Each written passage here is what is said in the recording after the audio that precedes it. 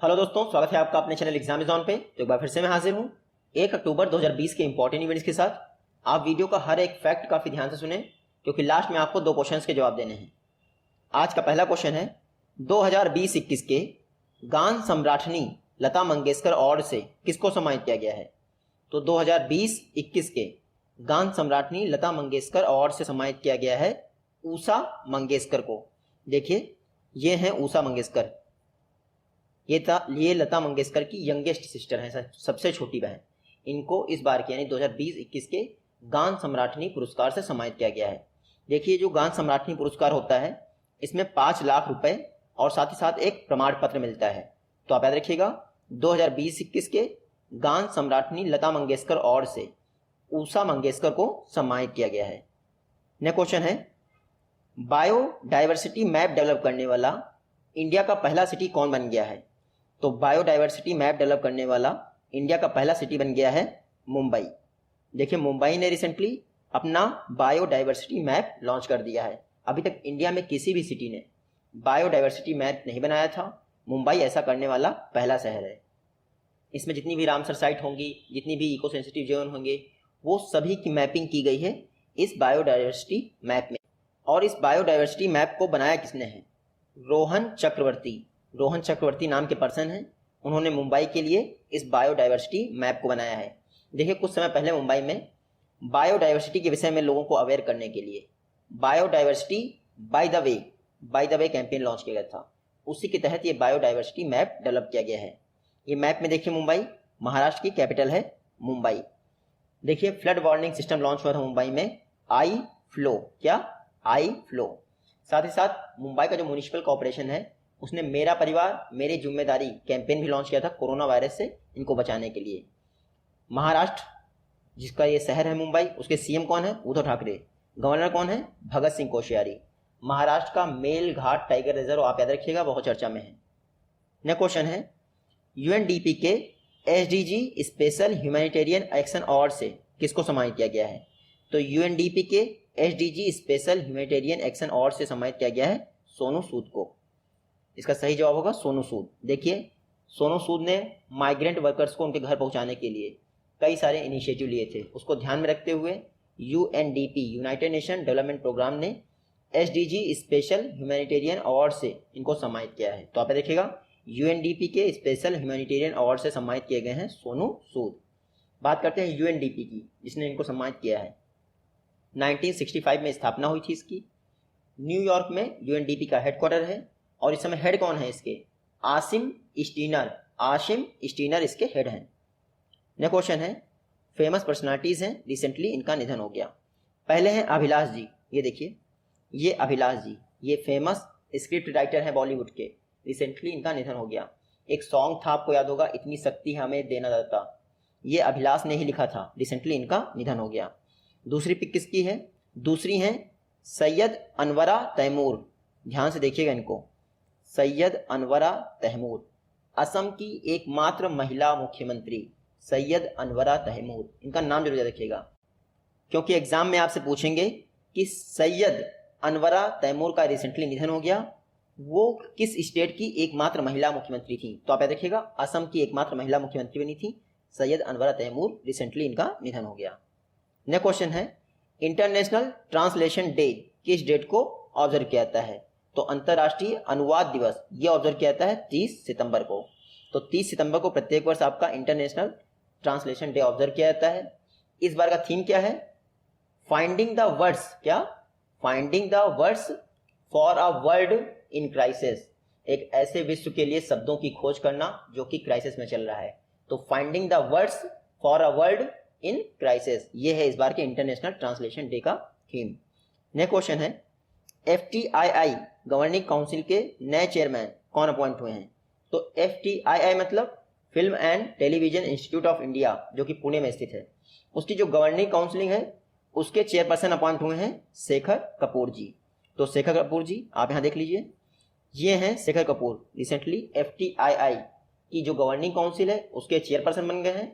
साथ ही साथ FTII society के प्रेसिडेंट भी बन गए हैं, क्योंकि जो गवर्निंग काउंसिल का चेयरपर्सन होता है वो FTII सोसाइटी का प्रेसिडेंट होता है। शेखर कपूर जी 2023 फरवरी 2023 तक, मार्च 2023 तक इस पद पर बने रहेंगे। तो आप याद रखिएगा। FTII film and television institute of India Pune में स्थित है और 1960 में स्थापना हुई थी। नेक्स्ट क्वेश्चन है, नाबार्ड ने सैनिटरी लिटरेसी कैंपेन किस इंडियन स्टेट से लॉन्च किया है? तो नाबार्ड ने कर्नाटका से सैनिटरी लिटरेसी कैंपेन लॉन्च कर दिया है, मतलब कि स्वच्छता साक्षरता अभियान लॉन्च किया है नाबार्ड ने कर्नाटका से। देखिए ऑल ओवर इंडिया में 2000 विलेजेस में, कितने 2000 विलेजेस में ये सैनिटरी लिटरेसी कैंपेन रन किया जाएगा। कैंपेन वॉश पर फोकस करेगा, WASH पर फोकस करेगा। WASH का फुल फॉर्म क्या है? Water, sanitation and hygiene. तो जो सैनिटरी लिटरेसी कैंपेन है नाबार्ड का, वो वॉश पर फोकस करेगा, यहाँ पे देखिएगा। ये सैनिटरी लिटरेसी कैंपेन नाबार्ड का 2 अक्टूबर से लेकर 26 जनवरी 2021 तक चलेगा, आप इतना याद रखिएगा। नाबार्ड की बात करें तो फुल फॉर्म देख लीजिए, national bank for agriculture and rural development. 1981 में नाबार्ड एक्ट पास हुआ था, उसी के तहत 12 जुलाई 1982 को नाबार्ड की स्थापना हुई थी। वर्तमान में इसके चेयरपर्सन कौन है? गोविंद राजलू चिंतला। और नाबार्ड का हेडक्वार्टर कहाँ है? मुंबई में। नेक्स्ट क्वेश्चन है, अहमद अल सफा का रिसेंटली निधन हो गया। आपको बताना है किस कंट्री के किंग थे? तो अहमद अल सबा जी कुवैत के किंग थे। अहमद अल सबा, ये देखिए, ये हैं अहमद अल सबा जी। रिसेंटली इनका निधन हो गया। ये कुवैत के किंग थे, यानी वहां के एमिर थे। आप याद रखिएगा, इनको अरब डिप्लोमेसी का डीन कहा जाता है। जैसे यूनिवर्सिटी में डीन होता है हेड, वैसे ही अहमद अल सबा को अरब डिप्लोमेसी का डीन कहा जाता है। कुवैत के थे, तो कुवैत की बात कर लेते हैं। ये है मैप में कुवैत। पर्शियन गल्फ में बिल्कुल आप अंदर की तरफ जाएंगे तब आपको एक छोटी सी कंट्री कुवैत दिखेगी। सऊदी अरब से टच करती है, इराक से टच करती है। कैपिटल क्या है कुवैत की? Kuwait city. इसके एमिर कौन है इस समय? जबर अल सबाह इस समय इसके आमिर और किंग है। करेंसी क्या है कुवैत की? तो दीनार। नेक्स्ट क्वेश्चन है, ICL इंडियन सीमेंट लिमिटेड का होल टाइम डायरेक्टर किसे रीअपॉइंट किया गया है? तो ICL का होल टाइम डायरेक्टर दोबारा बनाया गया है रीता गुरुनाथ को। Rita Gurunath Indian cement limited की होल टाइम डायरेक्टर दोबारा बन गई हैं। अगले 5 वर्ष तक रीता गुरुनाथ ICL लिमिटेड की होल टाइम डायरेक्टर बनी रहेंगी, आप याद रखिएगा। देखिए बात करें अगर ICL लिमिटेड की, तो ये वही फर्म है जो चेन्नई सुपर किंग को होल्ड करती है। 1946 में इसकी स्थापना की गई थी। चेन्नई में इसका हेडक्वार्टर है और इसके मैनेजिंग डायरेक्टर कौन है? N श्रीनिवासन, जो कि चेन्नई सुपर किंग के मालिक भी हैं। नेक्स्ट क्वेश्चन है, किस कंट्री ने अनाउंस किया है कि सभी कैटल स्लॉटर यानी कसाई घर बंद कर दिए जाएंगे? तो रिसेंटली श्रीलंका ने अनाउंस किया है कि सभी कैटल स्लॉटर यानी सभी कसाई खाने वो बंद कर दिए जाएंगे। क्यों? क्योंकि देखिए श्रीलंका की 70% से ऊपर की पॉपुलेशन बौद्ध है और बौद्ध लोग काफ़ी समय से मांग कर रहे थे कि कसाई खाने यानी कि जानवर को मारने वाले घर बंद कर दिए जाने चाहिए। तो इसको देखते हुए जो नए प्राइम मिनिस्टर वापस बने हैं महिंदा राजपक्षा श्रीलंका के, उन्होंने अनाउंस किया है कि सभी कैटल स्लॉटर हाउस बंद कर दिए जाएंगे। बात करें अगर श्रीलंका की, तो क्यों चर्चा में है? इंडिया ने रिसेंटली बुद्धिज्म को प्रमोट करने के लिए $15 मिलियन की ग्रांट दी है श्रीलंका को, आप याद रखिएगा। श्रीलंका और इंडिया के बीच में गल्फ ऑफ मन्नार है, साथ ही साथ पाक ब्रे है यानी पाक की खाड़ी, पाक जल डमरू मध्य भी इंडिया श्रीलंका के बीच में है। श्रीलंका की 2 कैपिटल हैं, एक कोलंबो है जो कि कॉमर्शियल कैपिटल है और दूसरी है जयवर्धनेपुरा कोट्टे जो कि एडमिनिस्ट्रेटिव कैपिटल है। श्रीलंका के प्राइम मिनिस्टर है महिंदा राजपक्षा और प्रेसिडेंट कौन है? गोटाबाया राजपक्षा। नेक्स्ट क्वेश्चन है, किस स्टेट गवर्नमेंट ने अनाउंस किया है स्लम अपग्रेडेशन प्रोग्राम? यानी स्लम अपग्रेडेशन प्रोग्राम किस स्टेट गवर्नमेंट के द्वारा अनाउंस किया गया है? तो ओडिशा ने recently slum upgradation program launch किया है। ओडिशा को झुग्गी मुक्त बनाने के लिए, यानी कि अब यहाँ झोपड़पट्टियाँ नहीं दिखाई पड़ेंगी।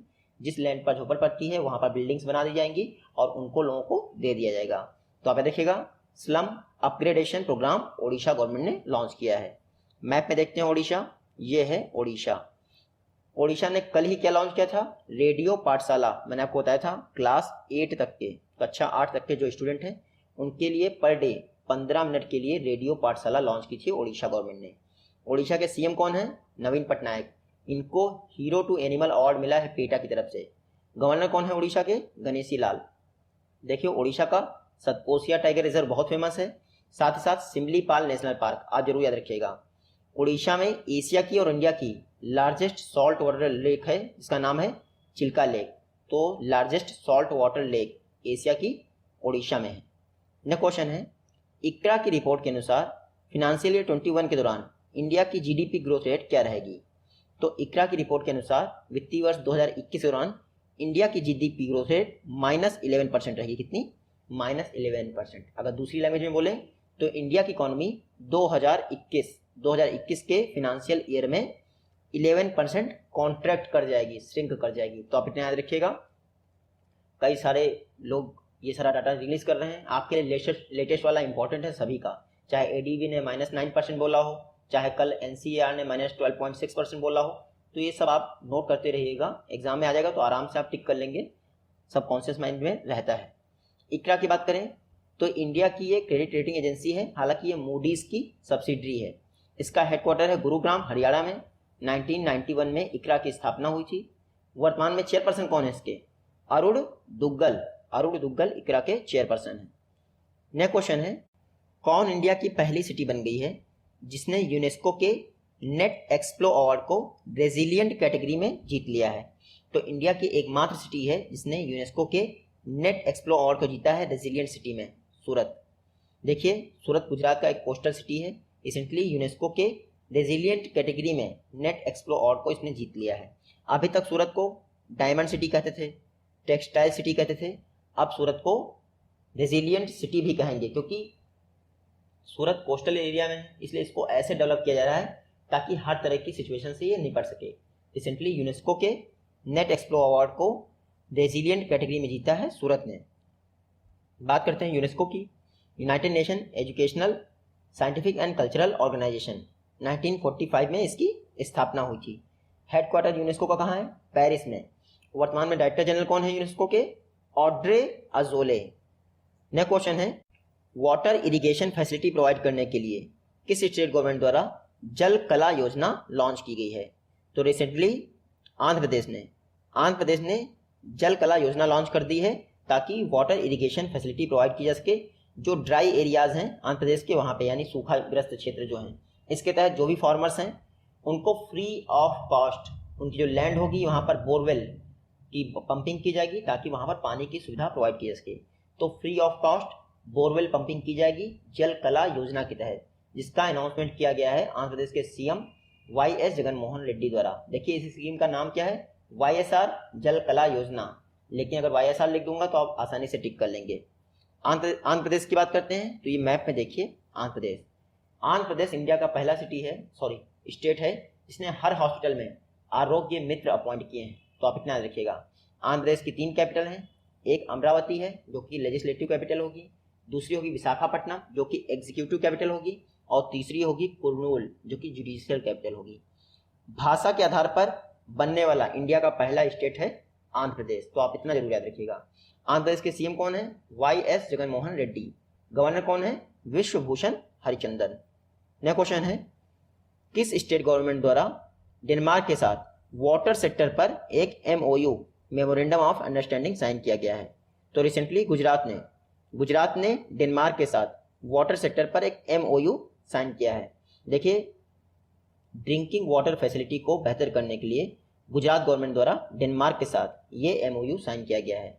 टोटल 6 ईयर के लिए ये MOU है। इसके तहत गुजरात गवर्नमेंट अपनी सारे सिटीज़ में और रूरल एरियाज में ड्रिंकिंग वाटर फैसिलिटी को और बेहतर करेगी। तो आप देखिएगा ये जो वाटर सेक्टर MOU किया गया है डेनमार्क के साथ, इसके तहत SDG 6 पर फोकस किया जाएगा जो कि वाटर से रिलेटेड है, आपको पता ही होगा।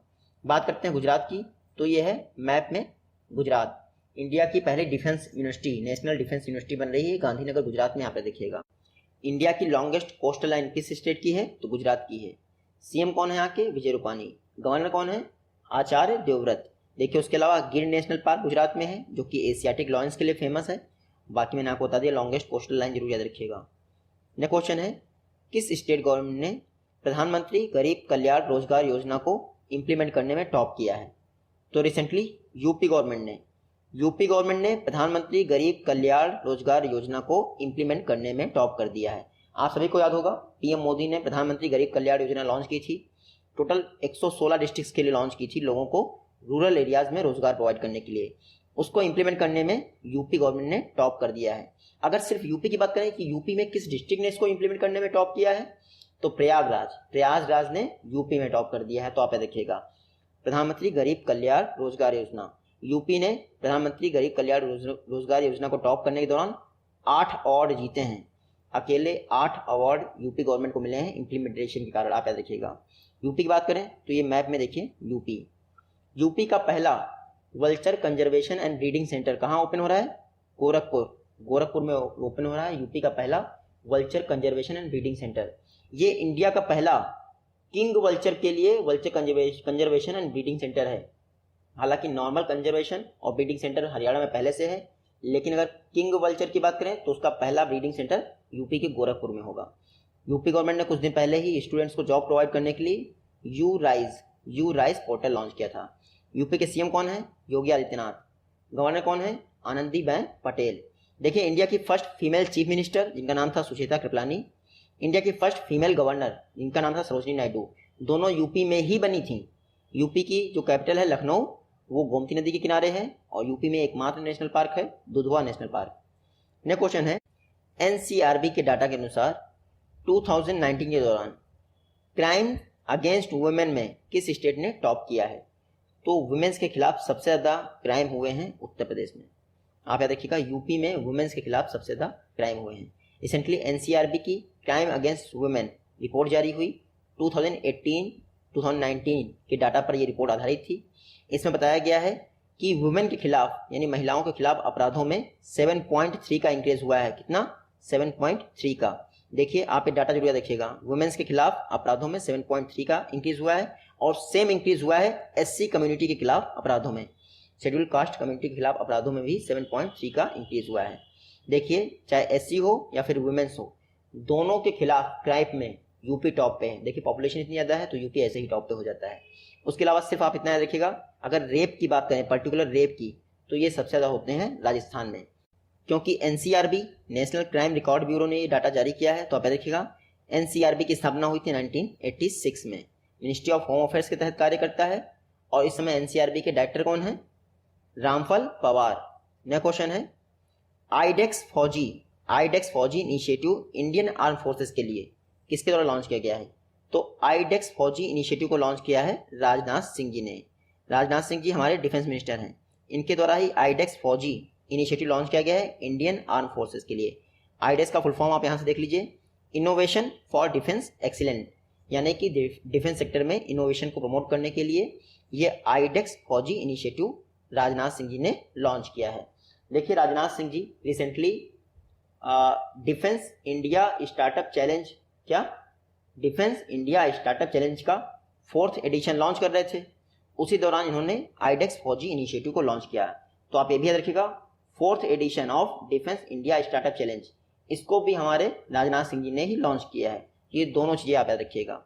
ये आज की वीडियो से क्वेश्चन है, आई होप कि आप इन दोनों का जवाब दे पाएंगे। जल्दी ही मिलते हैं आपसे अपनी नेक्स्ट वीडियो में, तब तक के लिए take care, good bye and Jai Hind.